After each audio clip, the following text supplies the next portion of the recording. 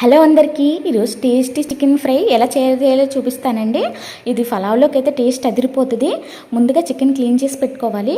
Clean చేసి పెట్టుకున్న చికెన్లో 1 టీ స్పూన్ పసుపు, కారం, ఉప్పు, తగినంత ఉప్పు, అల్లం వెల్లుల్లి పేస్ట్, నూనె, ధనియాల పొడి, కొత్తిమీర, మజ్జిగ ఇవన్నీ కలిపి బాగా చేతితోటి బాగా కలపాలి.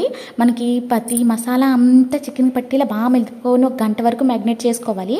తర్వాత ఆయిల్ తీసుకుని ఆయిల్ ఫ్రై అయిన తర్వాత ఆయిల్ హీట్ అయిన తర్వాత జీలకర్ర, కరివేపాకు, పచ్చిమిర్చి వేసి బాగా ఫ్రై అయిన తర్వాత ఆనియన్స్ కూడా బాగా ఫ్రై అయిన తర్వాత ముందుగా మ్యాగ్నేట్ చేసుకునే చికెన్ మసాలా అందులో వేసేసి హైలోనే పెట్టి మూత పెట్టి అలా ఉడకనివ్వాలి. వాటర్ అంతా పైకి వచ్చేసి ఇంకిపోయే వరకు కూడా అలాగే ఉడకనివ్వాలి.